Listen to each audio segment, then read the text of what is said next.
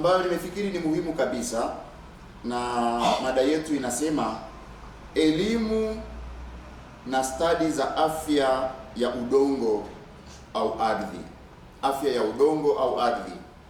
Naomba nianze tafakari yetu, somo letu, kwa kusoma maandiko matakatifu, Injili ya Mtakatifu Luka sura ya 8 aya ya 5 hadi ya 8. Mpanzi alikwenda kupanda mbegu zake.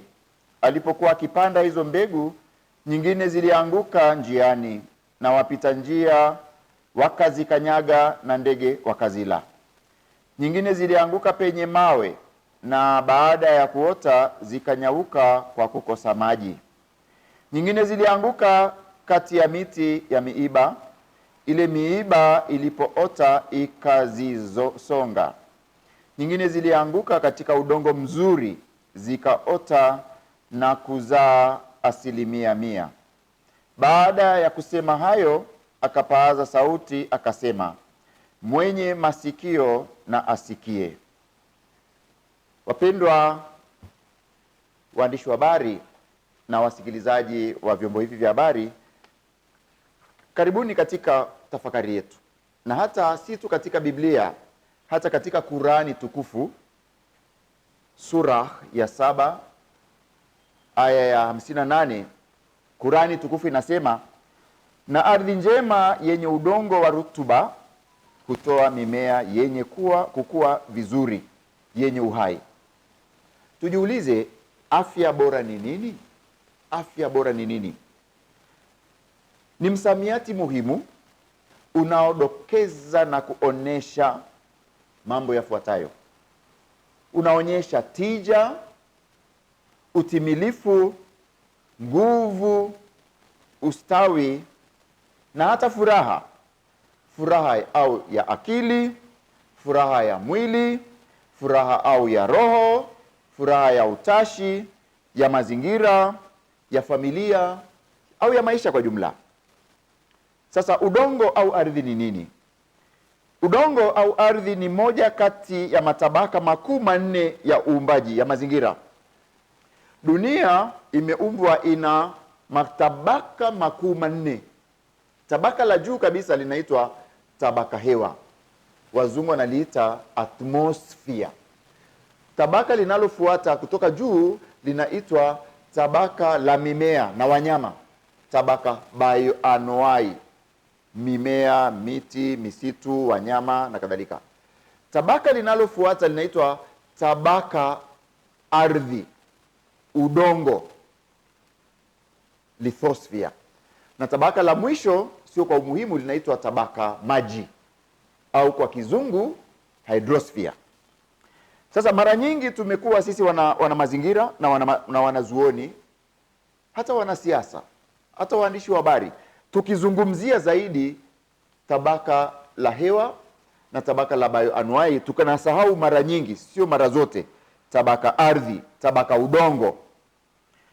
Udongo katika maandiko matakatifu unapewa umuhimu wa pekee kabisa. Tukisoma katika Biblia takatifu kitabu cha Mwanzo kabisa, sura ya 1 mstari wa 1, tunasoma, hapo mwanzo Mungu aliumba mbingu na dunia. Dunia ilikuwa bila umbo na tupu. Kitabu cha Mwanzo sura ya 1 mstari wa 1, tunasikia kuhusu uumbaji wa dunia, uumbaji wa udongo, uumbaji wa ardhi na mbingu. Mbingu ndio ile atmosphere. Ardhi ndio hiyo inayojumlisha tabaka maji, tabaka udongo na tabaka bioanuai. Lakini pia katika kitabu hicho cha Mwanzo sura ya 2 mstari wa 7, tunasikia ardhi ndiyo inayobeba rasilimali zote. Ardhi inabeba rasilimali watu, rasilimali mimea, rasilimali wanyama, rasilimali rutuba, rasilimali madini na kadhalika.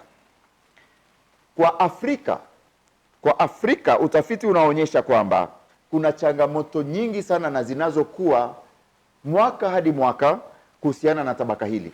Kuna utafiti wamefanya wanazuoni na wengine ni rafiki zangu, wakagundua kwamba kuna kudorora kwa afya ya rutuba na udongo. Kila mwaka rutuba, afya ya udongo, afya ya ardhi inapungua, inadorora. Namba moja. Namba mbili, kuna kuporwa kwa Afrika, kuporwa kwa mahekari, kwa mamilioni ya hekari na kampuni za kigeni. Ardhi haikui, sio kama mti. Ardhi haikui. Kwa hiyo wale wawekezaji wa magharibi na mashariki na kaskazini wana revolution au wanahangaikia sana kununua hekari nyingi, mamilioni ya hekari katika bara la Afrika. Tatu, kuna kukosekana kwa sheria zenye meno na utashi thabiti wa serikali, wa wadau mbalimbali wa kutunza ardhi, wa kutetea haki za ardhi. Ardhi ina haki. Kuna haki za ardhi, kama haki za wanadamu, haki za ardhi, haki za mimea, haki za wanyama. Tatu, Afrika na Tanzania inakosa wataalamu stahiki katika teknolojia na maabara ya upimaji wa afya ardhi. Ndio tunasikia kuna wizara inayoshughulikia swala la ardhi na kuna vyuo vya ardhi, lakini mpaka mwaka 2020, miaka 6 iliyopita, takriban 6 iliyopita, Afrika ilikuwa na maabara 285 tu.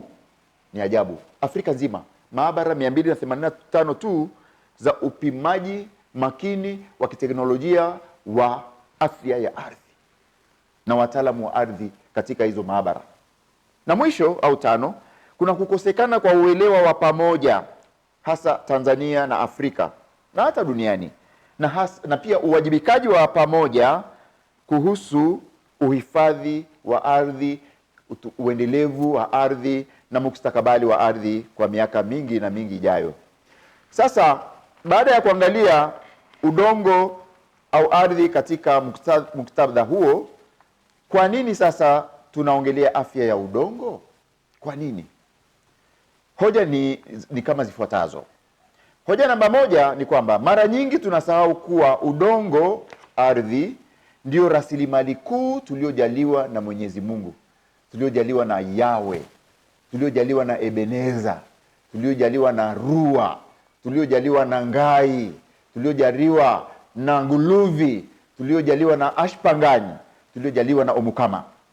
Pili, daima tunaweka miguu yetu juu ya ardhi. Hatuko kama tuko kule kwenye mwezi, kule kwenye space ambako mtu anakaa juu kwa juu. Tunaweka miguu. Ukiamka asubuhi umeweka miguu yako juu ya ardhi. Ukitembea uko juu ya ardhi. Ukilala uko juu ya ardhi. Ni mara ngapi tunamshukuru huyu mama ardhi, mama udongo kwa kutubeba. Tangu tunapotungwa mimba mpaka tunaporudi udongoni, tunabebwa na ardhi.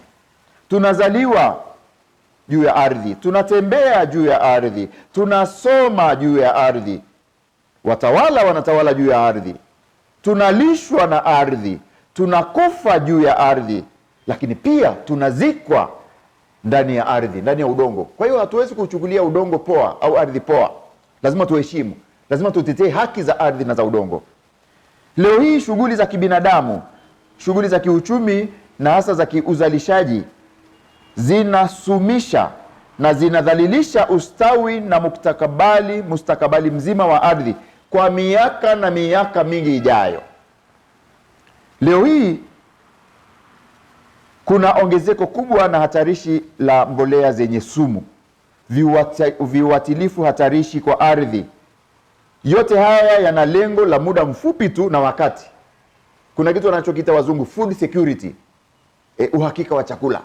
Lakini uhakika wa chakula wa muda mfupi na muda wakati hauwezi ukafuta uhakika na uendelevu wa afya na mustakabali wa ardhi kwa miaka na miaka na maelfu ya mustakabali wa ardhi. Kwa hiyo leo hii formula ni hii: masoko ni sawa na ulaji na faida. Masoko, so markets is consumerism and profit. Sasa hiyo inaharibu hata ile heshima ya ardhi, ya mama udongo. Na zaidi, kilimo cha kisasa ni hatarishi sana kwa ardhi. Kwa mbegu za kisasa, tunasikia kuna kitu kinachoitwa GMOs, genetically modified organisms, mbegu za kisasa. ambazo hata mahindi ukiotesha mwaka huu huwezi tena mwaka kesho ukayaotesha zile mbegu, na hauwezi ukayahifadhi hata kwa miaka 10. Zinakuwa unga tu, zinaharibika kwa ajili tu ya kupata faida haramu, faida ya haraka haraka, faida kubwa katika mustakabali wa uzalishaji, masoko, ulaji na faida. Sasa tujiulize, wewe unayenisikiliza, wewe unayeniona, je, hatima ya ardhi inayokubeba, inayonibeba, inayokulisha, inayotulisha ikoje? Hatima yake ni nini? Kwanza, ardhi inazidi kuchakaa, ubora na ukubwa wake. Ubora, quality, na ukubwa, quantity, inazidi kupungua. Miaka mamilioni na mamilioni iliyopita, kabla ya ujio wa mwanadamu, dunia ilikuwa ina mfumo wa kujiendeleza vizuri, rutuba yake. Miti, mimea, wanyama waliishi kwa mahusiano bora na endelevu. Mtaalamu mmoja anatuambia kuwa mwanadamu anapoharibu mahusiano na mazingira na uumbaji, ambayo ni sehemu muhimu ya maisha yake, anaharibu uhusiano na wa yeye mwenyewe na muumbaji wake. Kwa tunapoharibu uhusiano na ardhi, tunaharibu pia uhusiano na aliyetuumba, na uhusiano na sisi wenyewe na wanadamu wengine na viumbe vyote. Leo hii kumeibuka udikteta, sio tu wa kisiasa, sio tu wa kiteknolojia, bali udikteta wa kimasoko, market dictatorship wanaita wazungu. Masoko na biashara ni kwa ajili ya faida tu, na ardhi inafanyiziwa kazi usiku na mchana, masaa 24, siku 7 kwa wiki, siku 366 kwa mwaka, ili iwe ni kwa ajili ya faida, tena faida binafsi, faida ya muda mfupi, na faida ya watu wachache. Hivyo basi, leo hii kwa kifupi kabisa, Tanzania, Afrika na dunia yote inahitaji uponyaji jumuishi na endelevu wa udongo na ardhi, rasilimali udongo. Kama Mungu katika alivyoumba, na tunavyosoma katika kitabu cha Mwanzo sura ya 1 mstari wa 31, Mungu akaona kila alichoumba, kila alichofanya kuwa ni chema kabisa. Leo hii tukiangalia ardhi, kuna uchafu mwingi wa plastiki, kuna kemikali nyingi. Mungu akiangalia hivi haoni kwamba ardhi aliyoiumba ni chema, ni nzuri kabisa. Haioni. Hata mimi na wewe hatuoni tena vile vihamba, zile hekari za ulimaji za kulima mahindi, za kulima mazao ya biashara, kahawa, pamba, katani. Hatuoni tena kama ni vyema kabisa. Vimeharibiwa, vinadhalilishwa. Uponyaji wa ardhi ya Tanzania, hasa Tanzania, Afrika na dunia, utaponya mimea, utaponya chakula changu na chako na cha vizazi na vizazi vijavyo. Utakuwa ni dawa ya sasa na baadaye. Ardhi ikishakuwa na sumu, inatoa mimea yenye sumu, toxic plants and toxic foods and toxic medicines. Hivyo basi, kuwa ni hiyo ardhi ikiponywa, itakuwa ni msingi muhimu wa afya ya vizazi na vizazi vijavyo, kama nguvu muhimu yenye kuleta afya bora katika jamii, katika nchi na katika ulimwengu. Sasa tuangalie sehemu ya kwanza ya tafakari hii ya mada yangu hii. Sehemu yangu ya kwanza inasema hivi: afya ya ardhi ni uhai na afya ya kila mtu na ya kila kitu. Afya ya ardhi ndio uhai wa afya ya kila mtu na ya kila kitu, ni jumuishi. Kibiblia tunaona, tukisoma pia kitabu cha Walawi sura ya 25 mstari wa 23, inaonyesha jinsi ya kutunza ardhi, jinsi ya kuachia ardhi ijistawishe. Lakini malengo endelevu 17 ya dunia, wazungu wanaita Sustainable Development Goals, lile lengo la kidunia la maendeleo namba 15 linasisitizia sana afya na uhai wa ardhi, afya na uhai wa udongo katika kuleta maendeleo endelevu. Hata Zaburi ya 24 mstari wa 1 inachochea mzaburi anaelezea umuhimu wa kutunza rasilimali ardhi. Kibinadamu, wajibu wa kutunza, kulinda na kujali afya ya udongo, afya ya ardhi kwa ajili ya uhai wa viumbe vyote kwa mamilioni ya miaka ijayo ni muhimu. Zaburi ya 115 mstari wa 16 unapiga muhuri kitu hicho. Zaburi hiyo ya 115. Na Zaburi iko katika Agano la Kale. Kwa hiyo Zaburi ni kitabu kinachokubalika na Wakristo, na Wayahudi na Waislamu. Lakini kimaadili, kuzuia na kupunguza matumizi ya mbolea za kisasa ni muhimu. Mbolea hatarishi za viwandani, industrial fertilizers wanaita wazungu, viuatilifu na mbegu za kisasa juu na chini ya udongo ni jambo ambalo ni la kukataa kabisa. Ni lazima kujipanga upya. Lakini afya ya udongo ni afya ya uchumi shirikishi na endelevu. Kwa tunapokuwa na afya ya udongo, kama tunavyosema, afya ya binadamu, afya ya kiwanda, afya ya taasisi, afya ya chochote kile, basi inakuwa ni unashirikisha na inakuwa ni endelevu. Mtaalamu mmoja wa Kijerumani aliyeitwa Johann Wolfgang wa Goethe aliwahi kusema, na mnukulu, ardhi ndicho kitabu pekee ambacho kila ukurasa wake unatoa fedha na fursa adimu na adhimu. Narudia, ardhi ndicho kitabu pekee, yani ardhi ni kama kitabu, na kila ukurasa wake, ukurasa wa ardhi, kila hekari, kila hatua, kila meta, kila sentimita inatoa fedha na fursa adimu na adhimu katika kilimo, katika ufugaji na kadhalika. Aidha, mwanazuoni Charles Darwin aliwahi kusema, na mnukulu, sumu yoyote dhidi ya ardhi haina spare, haina tiba. Sumu yoyote dhidi ya udongo haina dawa, haina hospitali ya kutibiwa, haipo. Hata kama kuna maabara bilioni 9 kama wanadamu walivyo, hakuna spare ya kutengeneza tena ile sumu ambayo ya kutoa ile sumu ambayo binadamu na shughuli za kibinadamu zimeingiza katika ardhi ya udongo. Sehemu ya pili, uharibifu na mapungufu katika matumizi hatarishi ya ardhi au rasilimali udongo. Tuelewe la kwanza, ardhi inalia. Ardhi inalia kwa vile inabadilika na kubadilishwa kila siku, inakuwa laana badala ya kuwa baraka. Inazaa mapooza, inazaa mapooza kiuchumi, kiafya, kisiasa, kijamii na kiuwekezaji. Pili, ardhi inaendelea kudorora, ile rutuba ya ardhi inaendelea kupungua kila siku.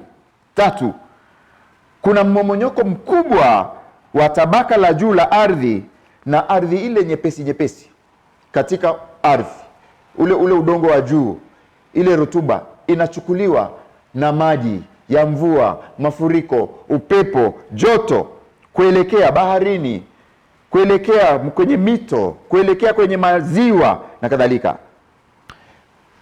Mwanafalsafa mmoja, mtaalamu mmoja wa falsafa Myunani aliyeitwa Lucius Seneca, aliyeishi miaka 65 kabla ya kuzaliwa Kristo, aliwahi kusema, pale ambapo ardhi au udongo unaharibiwa, basi juhudi yoyote au uwekezaji wowote juu yake ni sifuri, ni ya bure.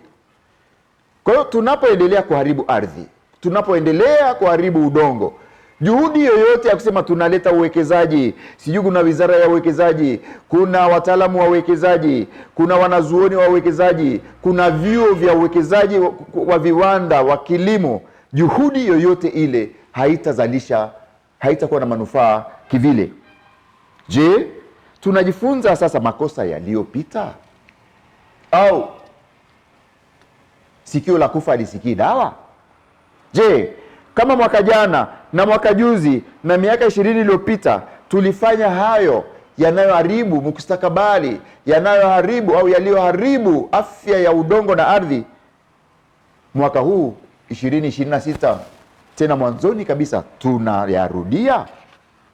Tuangalie sehemu ya 3. Sasa, fursa za matumizi sahihi na adilifu pia endelevu ya ardhi. Kwanza, fursa namba 1 ni fursa ya uhakika wa kilimo endelevu. Kwa kilimo kitakuwa endelevu. Pili, kuna fursa ya uhakika wa lishe bora ya kulisha watu ambao sasa hivi wanazidi takribani watu bilioni 9 duniani.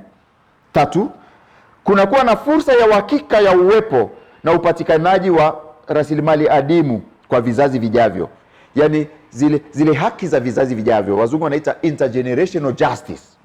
4, kunakuwa na uhakika wa uendelevu wa bioanuai. Mimea haitakuwa inapotea kwa kasi kama inavyopotea sasa hivi, wanyama, mimea na kadhalika. 5, kunakuwa na uhakika wa fursa ya afya za watu, fursa ya afya yako, watoto wako, wajukuu wako, vilembwe na vilembekeze. 6, kutakuwa na fursa ya uhakika wa kupungua kwa sumu katika ardhi, katika maji na vyakula. 7, kuna fursa na uhakika wa kukua kwa kitu kinachoitwa kiwango cha furaha. Wazungu wanaita happiness index. Furaha sio tu utajiri, sio tu uchumi, sio tu GDP au gross national product. Gross happiness index. Unaangalia watu wanatabasamu, watu hawakununa, akili zao afya ya akili inazidi kuwa bora. Sasa hivi afya ya akili za watu wengi hasa Tanzania inazidi kudorora kutokana na mambo mbalimbali yanachangia. Lakini namba 8, kuna kuwepo na fursa za uwepo wa amani baada ya haki kutendeka. Vita dhidi ya vita kwa ajili ya kutafuta mafuta. Tunapoona jinsi Donald Trump kule Venezuela na huko sijui wapi Misri na mambo ya maji. Tunaona kuna mto unaitwa Nile unaoanzia ziwa Victoria. Wanasema bila Nile hakuna Misri. No Nile no Egypt. Kwa hiyo tukianza kufunga mto Nile au tukachezea ziwa Victoria, vita dhidi ya Afrika Mashariki itaibuka mara moja. Manake watu wa Misri hawana maji ambayo wanaweza kategemea ya uhakika, ni hayo ya mto Nile. Lakini namba 9, kutakuwa kuna fursa ya uhakika wa makazi bora na endelevu kwa miaka na miaka ijayo. Nimalizie mada yetu ya leo inayohusu afya ya udongo, afya ya ardhi na nini kifanyike. Sasa nini kifanyike katika mwaka huu 2026 na miaka mingi ijayo? Namba 1, tunaitwa kuwajibika katika kuponya ardhi, kuponya udongo kwa mtindo wa maisha yetu, kwa mitindo ya uzalishaji, kwa mitindo ya kukua kwa uchumi na teknolojia. Huu ni wajibu wangu na wako na wa kila mwanadamu. Namba 2, wanadamu wote tunapaswa kuepa matumizi hatarishi ya mbolea za viwandani, viuatilifu na ulaji wa mbegu au vyakula vya mbegu za kisasa GMOs. Tuelewe kwamba kila mwaka mabilioni ya tani za mbolea hatarishi na tani za viuatilifu hatarishi huzikwa juu ya ardhi na ndani ya ardhi. Ardhi inalia, udongo unapiga yowe, unalia. Hivyo inahitajika uponyaji na ukombozi wa ardhi. 3, tuwekeze katika mifumo yenye afya katika kilimo ponyaji. Kilimo cha matuta kama zamani, matumizi ya mboji, kunaita green manure, kilimo cha misitu, miti rafiki ya mazingira na udongo.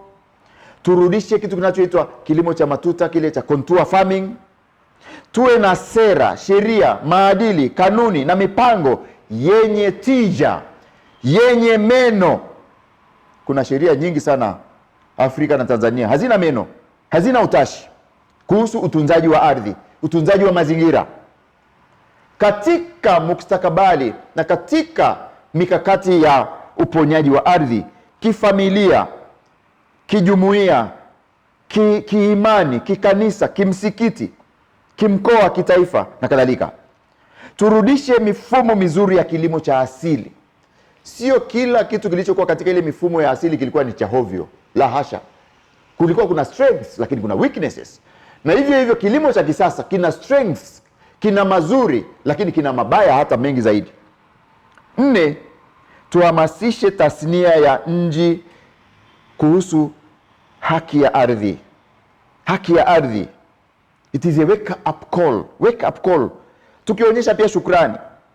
Tukisoma Zaburi ya 67 mstari wa 5 hadi wa 7, tunaitwa kushukuru.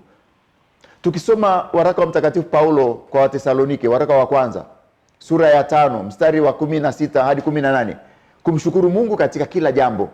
Kumshukuru Mungu katika kila jambo. Sijui ni mara ngapi wewe na mimi tumeamka tukamwambia Mungu, na kushukuru kwa hapa nilipokanyaga, na kushukuru kwa hiki chakula ninachokula sasa ambacho kimetoka kwenye ardhi yenye afya, na kushukuru kwa chakula nitakachopata mwakani kitakacholimwa kwenye ardhi.